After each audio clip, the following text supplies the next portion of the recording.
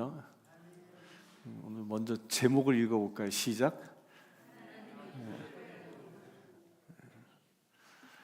그래서 특별 경호란 말은 성경에 없습니다. 무엇이 특별 경호인지 한번 살펴보도록 합니다. 이민 생활하면서 미국의 이곳에서 살면서 한국과 참 다르다라고 느끼는 것 중에 하나가 저로서는 병원 문화였습니다. 병원. 우리가 한국에서 보통 이게 감기 몸살 걸리면 주로 어떻게 하죠? 어떻게 합니까? 그냥 가까운 동네 병원에 갑니다. 거기 가면 어떻게 해요? 주사 한 방 놔주세요. 제가 가던 병원에서는 그 의사가 그래요. 5,000원짜리 놔줄까요? 2만 원짜리 놔줄까요? 5만 원짜리 놔줄까요? 그래요. 그러고 나서 선택하면 엉덩이에다가 아주 뜨끈한 주사 한 방을 빵 놔주죠. 그리고 의사가 항생제 처방까지 해줘서 약국에 가서 그걸 받아옵니다. 그러고 나면 어떻게 해요? 이제 좀 낫겠구나. 마음이 좀 놓이지 않습니까? 그런데 이 미국 병원은 어떻습니까? 똑같이 감기 몸살 걸려서 아프면 그 어진 케어나 아니면 패밀리 닥터를 찾아가지요. 찾아가면 이렇게 쓰는 게 많은지 그 시간이 걸려서 겨우 의사를 만납니다. 그리고 의사가 청진기를 대보기도 하고 또 입력 해보세요. 목을 검사해 보기도 하고. 그리고 이렇게 얘기합니다. 그냥 바이러스네요. 그냥 집에 가서 물 많이 드시고 아프면 타이레놀 하나 드세요. 그러고 끝납니다. 주사 주지 않아요. 또 항생제 처방도 하지 않습니다. 이제 그러고 나면 병원을 찾아간 우리 마음이 어때요? 저는 처음에 굉장히 이상했어요. 내가 이렇게 아파 죽겠는데 이 의사가 나에게 내 병을 제대로 보기나 하는 거야? 이런 생각도 막 들었습니다. 내가 그냥 또 병원비도 싸기나 하나, 그냥 비싼 병원비 내고, 기껏해야 타이레놀 하나 먹으라는 소리 들으려고 여기 왔나? 이런 생각도 듭니다. 그러면서 이게 괜히 섭섭함도 들고요. 은근히 화가 나요. 몸은 아파 죽겠으니까. 그런데 왜 미국 의사는 그렇게 할까요? 왜 주사도 주지 않고 항생도 주지 않을까요? 그들은 당장에 그 시원한 한 방의 주사보다 또 그 강력한 항생제 오용보다 뭘 봅니까? 장기적으로 얼마나 더 큰 위험이 그런 것들이 가져오는지 알기 때문이에요. 여러분들 감기 바이러스엔 항생제가 있나요, 없나요? 항생제 감기 바이러스에 듣지 않습니다. 이런 의학적인 원칙을 미국 의사는 잘 알고 있는 거예요. 그래서 환자를 장기적으로 보호하기 위해서 지금의 현재는 답답해 보이는 처방이지만 그렇게 처방합니다. 왜? 누굴 위해서? 환자를 위해서입니다. 우리의 신앙생활도요, 이와 비슷할 때가 있습니다. 하나님, 저 너무 아픈데요. 주사 한 방 놔주세요. 이처럼 이 문제 좀 당장 좀 해결해 주세요. 너무 힘들어요. 라고 하며 절박하게 기도할 때가 있습니다. 마치 끙끙 앓면서 의사를 찾아가는 것처럼. 그런데 그 하나님의 응답은요, 마치 조금만 기다려라. 생수를 마셔라. 내가 준 기본 말씀, 마치 타이레놀처럼 그것만 붙잡아라 하시는 것처럼요, 그 미국 의사의 말처럼 답답하게 느껴질 때가 있습니다.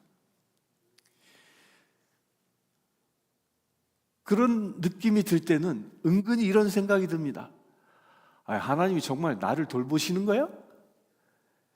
내 기도를 안 들으시는 거 아니야? 라는 이런 마음이, 그런 섭섭함이 내게 밀려옵니다.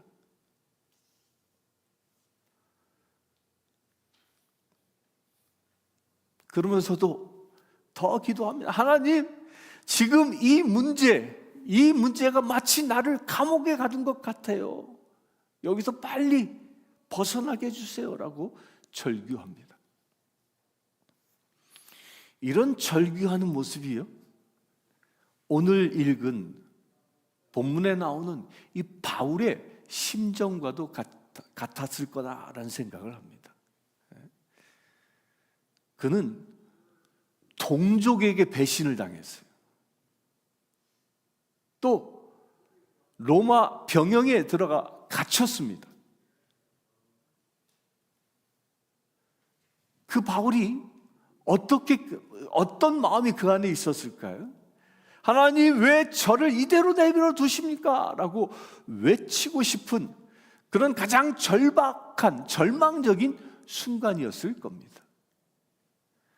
그러나 바로 그 순간 바울은 몰랐지만요, 마치 그 주사 한 방으로 꺼내는 것보다 훨씬 더 위대한, 그를 보호하려고 하시는 하나님의 아주 거대한 특별 경호 시스템이 가동되고 있었던 겁니다. 오늘 본문의 12절에 보면요, 아주 무시무시한 음모가 시작되고 있음을 기록합니다. 날이 새매 유대인들이 당을 지어 맹세하기를 바울을 죽이기 전에는 먹지도 아니하고 마시지도 아니하겠다라고 하는 사람들이 생겨났어요. 바울은 지금 예루살렘 그 로마 군내 그 병영, 곧 안토니오 그 요새 안에 갇혀 있습니다. 복음을 전하다가 동족에게 고발당하고 공회에서 재판받다가 구타당하고요, 간신히 목숨만 건져 있는 신세였습니다. 그런데 바로 그 시각에 그 요셉 밖에서는 바울 한 사람을 죽이기 위해서 무려 40명이 넘는 사람들이 모여든 겁니다. 여기서 우리는요, 당시 시대적 배경을 좀 알 필요가 있어요. 이 40명은요, 그냥 동네의 이 건달들, 불량배들 이런 사람들이 아닙니다. 이들은 당시 유대 사회에서 가장 극단적인 민족주의자들이에요. 오늘날로 이것을 신학적으로 누구라고 해야, 열심당원이라고 얘기해요. 또는 그 시카리라는 그 원어입니다. 이들은 암살단이었을 가능성이 가장 큽니다. 열심당원들. 여기서 시칼이라는 것은요, 이 단검을 늘 품에 품고 다니는 사람들이란 뜻이에요. 이들은 로마에 협력하거나 유대 율법을 더럽힌다고 생각되는 그런 사람들을 만나면요, 한 대낮에도 군중 속에서 그를 찔러 죽이는 그런 아주 무서운 자객들이에요. 이들의 눈에서는 이 바울이 어떤 존재로 보였겠습니까? 첫째로요, 그는 가장 총망받던 바리새인이었다가 어느 날 갑자기 예수라는 이단의 괴수가 된 최고의 배신자로 보였던 겁니다. 두 번째로는요, 그는 유대인만 구원받을 수 있다라는 이 선민 사상을 버려버리고 이방인들에게도 구원의 문을 연 율법의 파괴자로 보였던 겁니다. 세 번째로는요, 비록 오해였지만 거룩한 성전에 이방인을 데리고 들어가서 성전을 더럽힌 신성 모독자라는 그 낙인이 찍혀 있는 사람으로 보였던 겁니다. 이 모두는 죽어 마땅한 거죠. 그래서 이 40명의 이 광신도들은 바울을 죽이는 것이 곧 하나님을 바로 섬길 수 있는 올바른 길이라고 확신했던 겁니다. 그래서 그들이 이렇게 맹세합니다. 우리가 바울을 죽이기 전까지는 먹지도 마시지도 않겠다. 이게 헤렘이라는 이 저주의 맹세까지 합니다. 이건 뭘 건 거예요? 바울을 죽이는데 자기의 목숨을 건 거예요. 더 무서운 건요, 오늘 14절에 보면 이렇게 기록합니다. 이 암살단들이 그렇게 결정하고 누구에게로 가죠? 대제사장들과 장로들에게 갔다 그랬어요. 이게 무슨 얘기냐면요, 당시 종교 지도자들이 이 암살 계획에 동조하고 협력했다는 거예요. 대제사장은 종교 지도자죠. 또 장로는 누굴까요? 정치 지도자들이에요. 이렇게 종교, 정치, 이 광신도들이 이 하나가 되어서 바울 한 사람을 죽이기로 아주 완벽한 계획을 세우고 있었던 겁니다. 어떻게까지? 목숨 걸어까지. 이런 사실을 바울은 그 병영 안에서 알고 있었을까요? 전혀 모르고 있었습니다. 그는 그저 차가운 병영 바닥 안에 갇혀서 당장 내일 자신의 목에 칼이 들어올지 모른다라는 그것조차도 모른 채 그냥 칠흑과 같은 밤을 보내고 있었던 겁니다. 죽음이 바로 앞에 있는데. 저는 이 사실을 보면서요, 이 장면은 마치 우리의 삶도 이와 같지 않을까라는 생각을 합니다. 우리는 이 미국 땅에 와서요, 정직하게 또 열심히 살아보려고 발버둥을 칩니다.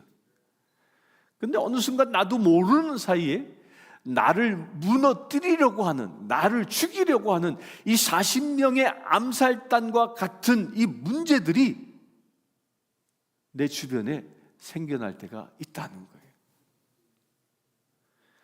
그것은 갑작스러운 질병일 수도 있고요, 직장 안에서 보이는 차별일 수도 있고요, 또 어떤 이는 신분의 문제일 수도 있고요, 또 어떤 이는 자녀들의 방황이 될 수도 있고요, 혹은 나를 향한 이유 없는 오해와 비방들일 수도 있습니다. 이 모든 것이 너를 무너뜨리기 전에는 쉬지 않겠다고 맹세한 것처럼 그 거대한 문제들이 다가올 때 우리는 바울처럼 이 절망의 깊은 감옥에 갇히게 된다는 거예요.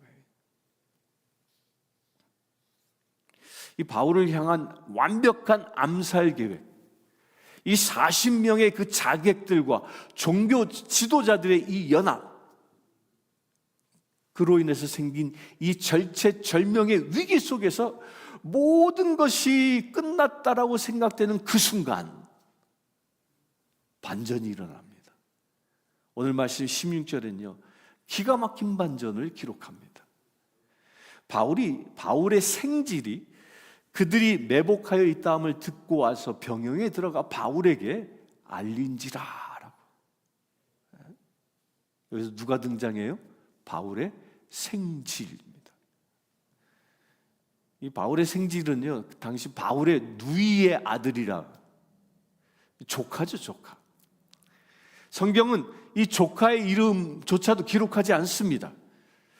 그가 어떻게 그 무시무시한 암살단의 비밀 회의를 알게 되었는지, 또 그가 어떤 경로로 로마 군인들이 지키는 그 병영 안에 들어갈 수 있었는지, 이런 것에 대하여는 성경은 단 한마디도 설명하지 않습니다. 왜? 하나님의 뜻이 중요하기 때문에. 하나님이 일하심은 우리의 상식과 논리를 뛰어넘으십니다. 하나님은요, 베드로처럼 아주 유명한 수제자를 사용하지도 않았어요. 당시 예루살렘 교회의 최고 지도자였던 야고보도 쓰지 않으셨습니다. 그냥 그저 이름도 없는, 어쩌면 아무도 주목하지 아니하는 그 어린 조카 한 사람을 하나님이 쓰신다는 거예요. 사랑하는 성도 여러분, 이것이 또한 우리를 향한 하나님의 위로일 수 있습니다. 우리가 이 미국 땅에서 외롭게 지쳐서 아무도 나를 도울 사람이 없다고 느껴지는 그 순간, 하나님은 우리가 상상하지도 못했던 그 바울의 조카와 같은 사건을 준비하고 계시다는 겁니다. 그것은 어쩌면 뜻밖의 전화 한 통화일 수도 있습니다. 또 그냥 무심코 지나갔던 이웃의 미국인의 그 작은 친절일 수도 있습니다. 어쩌면 내 속을 그토록 썩였던 그 자녀의 철없는 위로의 말 한마디일 수도 있습니다.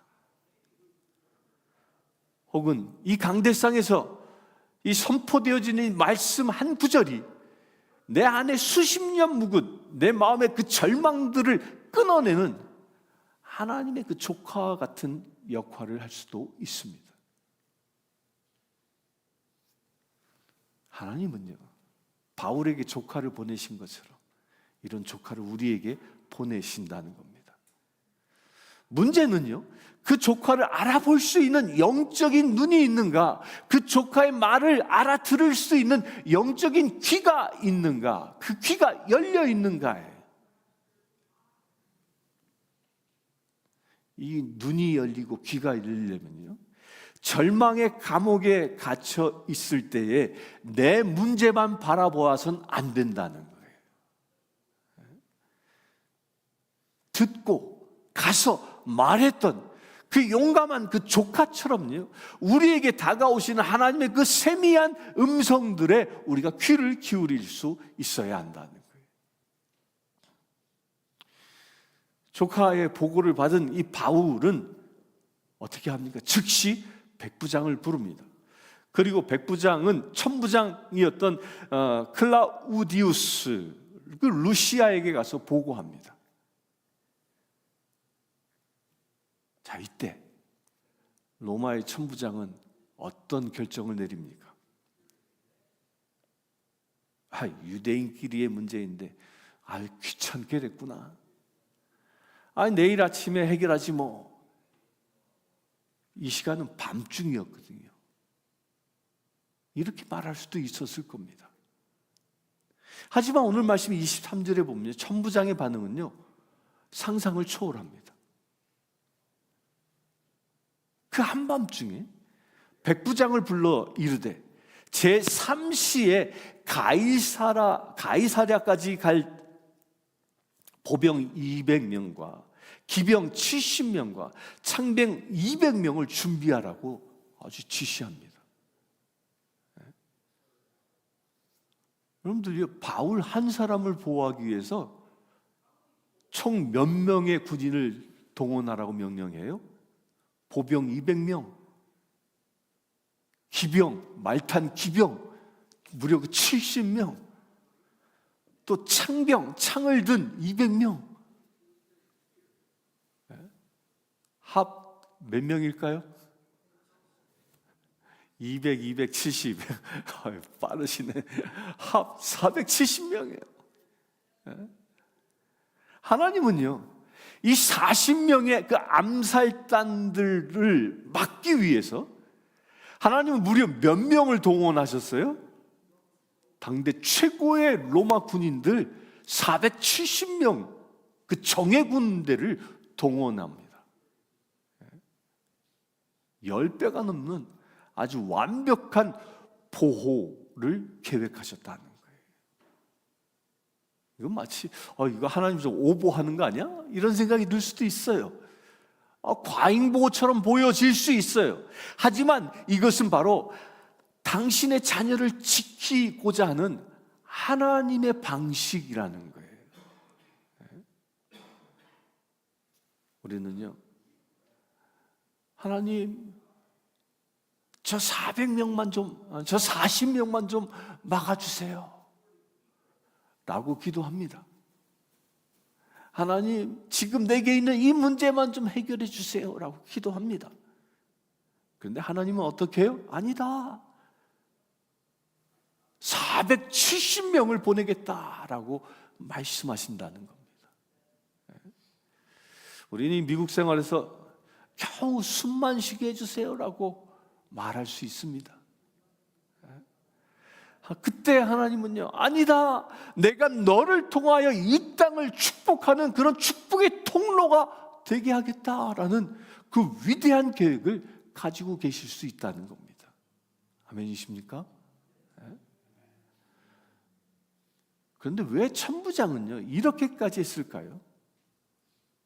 그가 바울이 전한 복음을 듣고 감동해서였을까요? 아닙니다. 그는 바울이 로마 시민권자라는 이 사실 때문에 자신의 정치적인 입지가 곤란해질까 봐, 그리고 총독에게 잘 보이기 위해서 이 일을 처리했던 겁니다. 그래서 편지도 아주 이상하게 쓰죠. 그런데 하나님은요, 심지어 이 불신자인 천부장의 이 세속적인 야망과 정치적인 계산까지도 사용하십니다. 그리고 당신의 사람 이 바울을 지키신다는 거예요. 사랑하는 성도 여러분, 저는 이 사실을 보고 큰 위로가 되었습니다. 우리가 이 미국 땅에서 어떤 이는 청소일로, 어떤 이는 세탁업으로, 또 어떤 이는 사이딩 비즈니스로 많은 일을 하면서 부딪히면서 살아갑니다. 그러면서 불합리한, 우리 생각으로는 그런 규제들, 또 어떤 이는 사소한 것을 트집지 않는 아주 그 까탈스러운 그런 손님들, 또 심지어는요 같은 동족끼리 믿고 함께 일했는데 배신당하는 그런 억울함까지도. 그런데 하나님은 이 모든 것을 사용하셔서 결국 우리를 가장 안전한 길로 인도하신다는 겁니다. 우리는 저 사람 때문에 망하겠다 그런 생각이 들고 있겠지만, 하나님은 나는 저 사람의 악함까지도 사용하여 너를 보호하겠다라고 말씀하신다는 겁니다. 여러분들을 억울하게 하는 이가 있다면 그 억울한 이에 넘어 있는 하나님의 계획을 볼 수 있게 되길 바랍니다. 이 모든 일의 배후에는 오늘 본문의 바로 앞절 읽진 않았습니다. 23장 11절에 그 약속의 말씀이 있기 때문입니다. 그날 밤에 주께서 바울 곁에 서서 이르시되 담대하라, 내가 예루살렘에서 나의 일을 증언한 것 같이 로마에서도 증언하여야 하리라 말씀하시고 있는 겁니다. 하나님은 바울에게 너는 로마에 가야 한다라고 말씀하신 겁니다. 약속하신 겁니다. 곧 하나님의 목적지는 감옥이 아니라 어디예요? 로마였던 거예요. 그러므로 예루살렘의 이 40명의 암살단들은 절대로 바울을 죽일 수 없었던 겁니다. 왜? 하나님의 계획 때문에. 바울이 갇혔던 그 예루살렘의 병영은 그렇기 때문에 더 이상 감옥이 아니었던 겁니다. 그것은 로마로 가기 위한 하나님의 특별한 보호소였던 겁니다. 바울을 묶고 있었던 이 쇠사슬은요, 더 이상 그를 묶고 있는 속박이 아니었던 겁니다. 그것은 470명의 호위병들을 부르는 신호였던 겁니다. 사랑하는 성도 여러분, 우리가 이 미국에서 살아가면서 많은 문제를 직면합니다. 그 직면하는 문제들이 마치 감옥처럼 느껴지십니까? 직장의 문제가, 또 재정적인 압박이, 꼬여버린 인간관계가, 또한 가족의 문제가 우리들을 꽁꽁 묶는 그런 쇠사슬처럼 보이십니까? 현실은 그렇다 할지라도 아닙니다. 그것에 속지 마십시오. 그것은요, 하나님께서 우리를 이 미국 땅에 보내신 분명한 또 다른 로마가 있음을 보여주는 증거라는 거예요. 우리의 로마는 각자 다 다를 수 있습니다. 어떤 분은 우리의 가정이 로마일 수 있습니다. 어떤 분은 일하는 직장이 일터가 로마일 수 있습니다. 또한 어떤 분은 교회가 로마일 수 있습니다. 하나님께서는 우리의 로마를 통해 이루실 목적이 분명히 있다는 겁니다. 하나님은 바울을 통하여 로마를 변화시켜서 어떻게 했어요? 전 세계를 복음화시켰습니다. 이 로마가 우리에게는 어디일까요? 여러분들을 보내신 그 어디, 그게 어디일까요? 저는 확신합니다. 그게 바로 우리 교회입니다. 우리 교회를 로마 되게 해야 하는 겁니다. 로마를 복음화시켜 전 세계를 복음화시키신 것처럼 우리 교회를 로마 되게 해야 한다는 겁니다. 우리가 각자의 삶의 현장인 가정과 직장이라는 이 로마 속에서 승리하기 위해서는 그 모든 힘의 근원지인 이 로마의 공동체가 바로 어디? 우리 교회라는 거예요. 그래서 우리 교회 안에 예배가 살아나야 하는 겁니다. 그러면 우리 교회가요, 어떻게 복음의 불이 떨어지는, 전 세계를 변화시키는 로마가 된 것처럼 그렇게 복음의 불이 떨어지는 교회로, 그런 로마로 변화되어질 수 있을까요?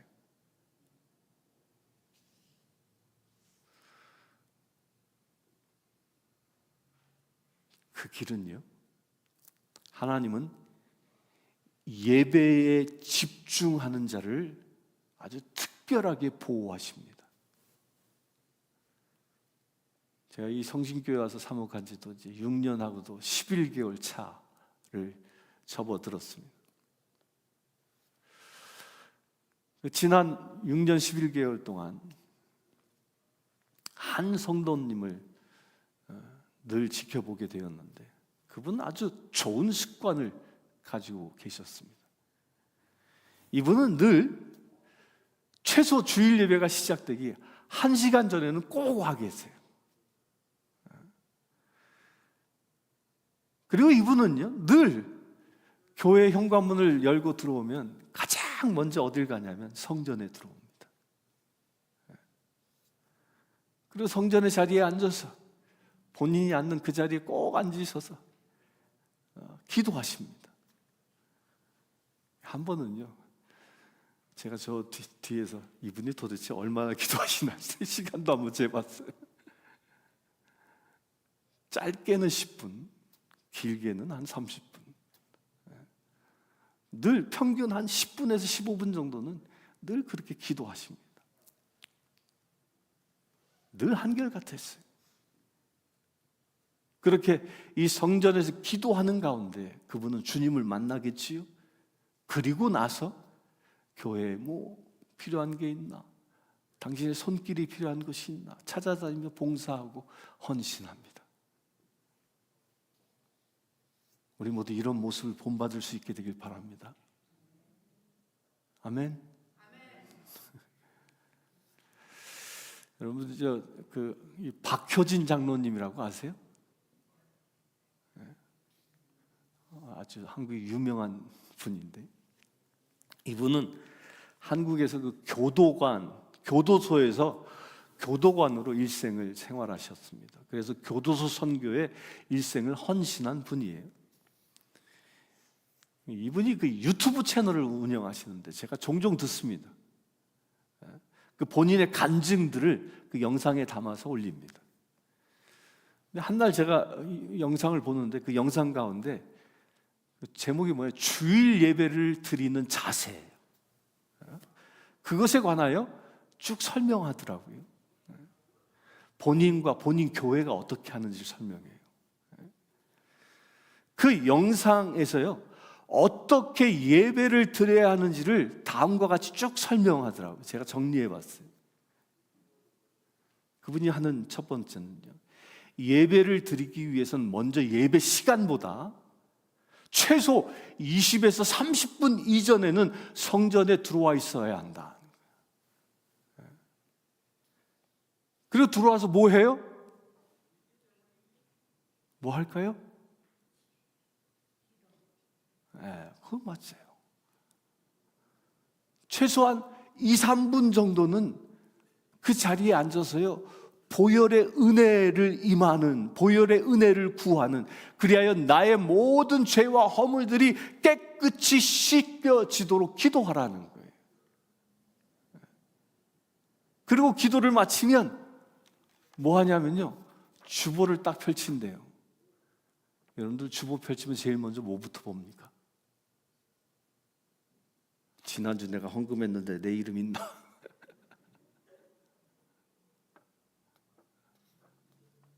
이게 아니라 주보를 딱 펼쳐서요, 뭘 하냐면 예배 순서를 보는 거예요. 예배 순서를.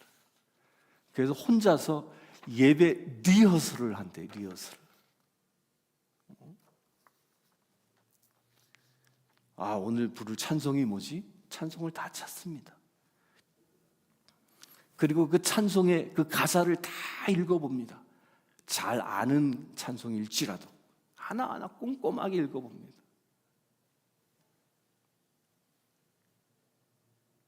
또 설교 본문이 여기 나와 있잖아요. 오늘은 사도행전인데 그 설교 본문을 미리 찾아서 성경을 펼쳐서 읽습니다. 이분은 최소 몇 번 정도 읽냐면 그 본문을 최소한 2번에서 3번 정도 반복해서 읽는다는 거예요. 읽는 것으로 끝나는 것이냐? 아닙니다. 그 말씀을, 성경 말씀을 깊게 묵상합니다. 이 말씀이 나에게 주시고자 하는 메시지가 뭔지를. 이 과정을 매주마다 한다는 거예요. 근데 이걸 뭐라고 표현하냐면요, 이것은 예배 중에 선포될 설교 말씀을 받기 위해서 자기를 마치 영을 밭갈이 하는 것과 같다고 얘기하더라고요. 여러분들, 잘 갈린, 밭이 잘 갈려진 그 밭에 씨가 뿌려지면 어떻게 되죠? 그 씨앗은요, 잘 자라나 좋은 열매를 맺습니다. 마치요, 예배 전에 이 말씀 묵상은 그 설교 말씀을 통하여 선포되어진 그 말씀의 씨앗을 받기 위한 밭갈이와 같다는 거예요. 밭갈이와. 이렇게 20에서 30분 정도 예배를 준비하고 예배에 참석하면 예배 찬송 시작함과 동시에 하나님의 은혜가 폭포수같이 임하는 것을 늘 이 박효진 장로님은 경험한다는 거예요. 설교 말씀을 들으면 그 말씀이 내 영의 밭에 그 생명의 씨앗으로 심겨지고요, 싹이 나고 열매를 맺는 그런 것들을 예배 가운데 경험한다는 거예요.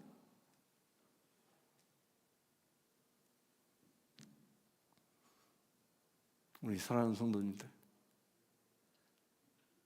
우리 교회 모든 성도님들도 이 박효진 장로님의 이 권면에 한번 도전받을 수 있게 되길 바랍니다. 도전받을 수 있게 되길 바랍니다. 도전받을 수 있게 되길 바랍니다. 그러려면 몇 분 전에 와야 돼요?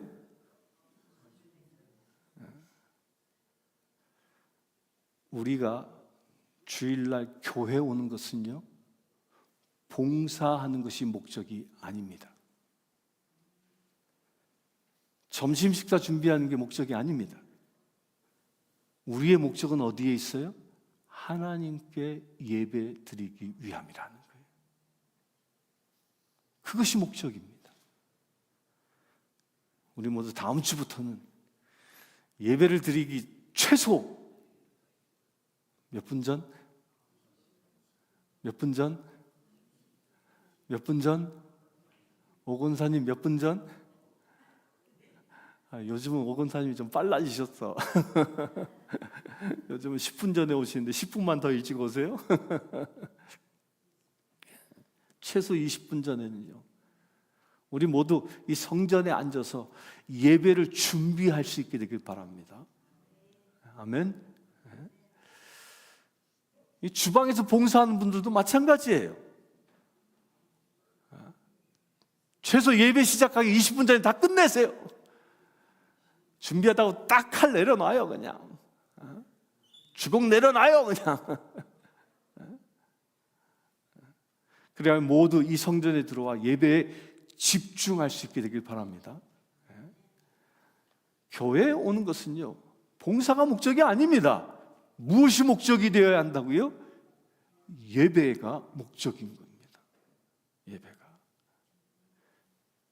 왜? 예배를 통해서 내가 사모하는 나의 주님을 만나기 위함입니다.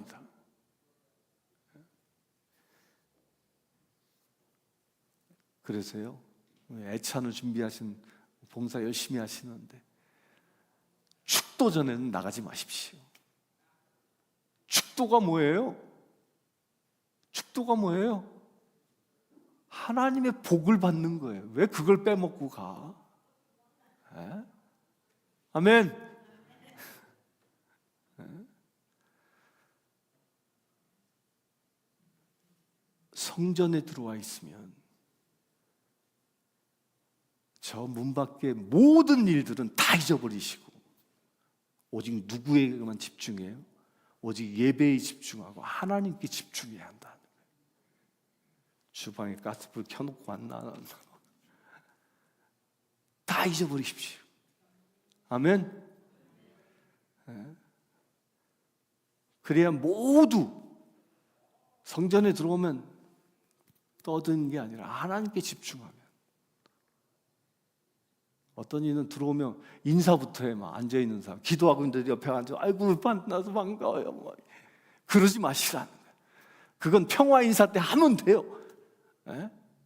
조용히 와서 예배에 집중하시라는 거예요. 에? 우리가 예배를 통하여 주님을 만나고 진정 거듭날 때 우리의 삶이 복된 삶이 되기 때문입니다. 아멘이십니까? 여러분들의 삶이 복된 삶이 되길 원합니까? 그러면 예배에 집중해야 합니다. 혹시 지금까지 오늘 박효진 장로님의 이야기처럼 예배를 준비하지 못했다면 괜찮아요. 지난 과거는 돌이킬 수 없으니까. 중요한 건 뭐예요? 다음 주부터. 다음 주부터. 우리 다음 주부터 20분 전에는 착 앉아서 말씀을 보고, 그러려면 뭐 가져와야 돼요? 성경책 가져와야 돼요. 그 PPT 미리 안 돌립니다. 또 뭐 가져와야 돼요? 찬송가 가져와야 돼요. 와서 찬송을 펼쳐서 가사 한 줄 한 줄 묵상하며 읽으시고, 성경을 펼쳐서 한 줄 한 줄 묵상하시면서 예배에 집중할 수 있게 되길 바랍니다. 그래 예배 중에 예수님을 진정 만날 수 있는 그런 만나는 역사가 매주마다 일어나길 축원합니다. 요한계시록 7장에 보면요, 어린 양을 찬양하며 예배하는 천국의 모습을 그리고 있습니다. 각 나라와 족속과 백성의 방언에서 셀 수 없는 수많은 무리가 나와 흰옷을 입고 손에 종려가지를 흔들며 보좌 앞에 어린 양 앞에 큰 소리로 외치고 있습니다. 어떻게 외쳐요? 구원하심이 보좌에 앉으신 우리 하나님과 어린 양께 있도다 하면서 외치는 거예요. 천국에 있는 모든 사람들은 무엇에 집중한다고요? 어린 양 예수에게, 곧 예배에 집중하고 있다는 거예요.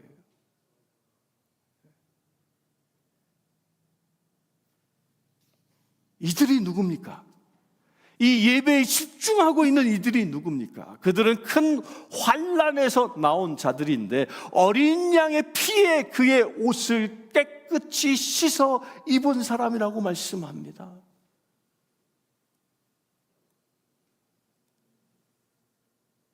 이들은 예수님 때문에 핍박받은 사람들이에요. 이들은 예수님 때문에 자신의 모든 것을 헌신한 사람들이에요. 목숨까지도.